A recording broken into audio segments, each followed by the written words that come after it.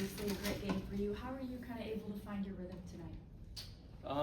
Yeah, I mean, it was funny. Fred told me on one of the timeouts right before I went out, he was like, get in the middle, pick and roll, come off, shoot the three, kind of loosen things up, and it worked. So that's him saying that, and then just going out and doing that, and seeing the first couple fall, making some layups early, and then just, my teammates putting me in positions that I was able to make open shots. How encouraging is it to have your teammates and coaches trust you, and when you have the hot hand, them wanting to ride it as a team?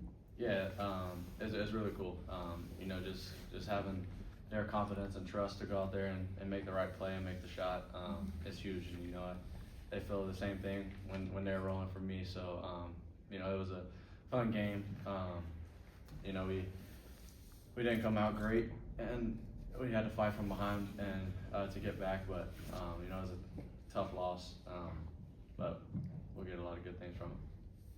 Reed, do you think that they made a concerted effort to, the way that they played Albion, the way that they played Kevin, but also to leave you open to see if you were going to hit those shots?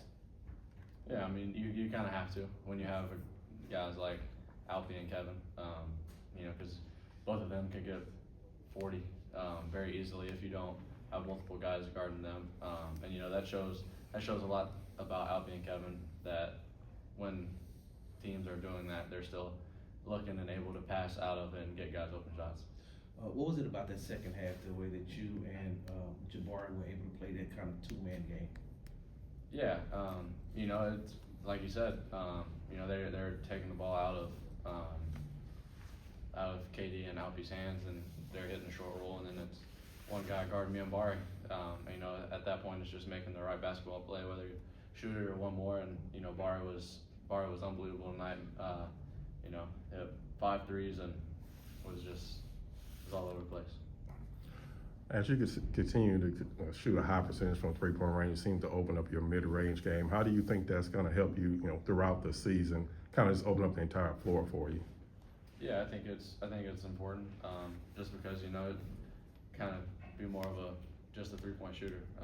Get to the rim, get some layups, get some floaters, because when a three is falling, they're gonna try and run you off the line. So you got to be capable and confident to be able to go in and make something happen. Reed, could you feel the energy of the crowd tonight? Did it feel like a playoff atmosphere to you? No, for sure. That's what's so fun about the Cup games is the energy and the atmosphere is unbelievable. The fans this year have been unbelievable at every game, but especially tonight, you could definitely feel a difference. Reed, you mentioned that even though y'all didn't win the game, there were some good things that y'all can take away from it. What were some of those good things you feel like y'all can take away from it? Yeah, I mean, good things to take away may not all be positives, but like starting the game better. That's something that we can take away from the game. Starting the second half better. Late in the game, I had a couple of defensive plays where I kind of gambled and put the team in rotation. So learning from that, watching film, learning from it, just stuff like that. When you learn stuff, it doesn't always have to be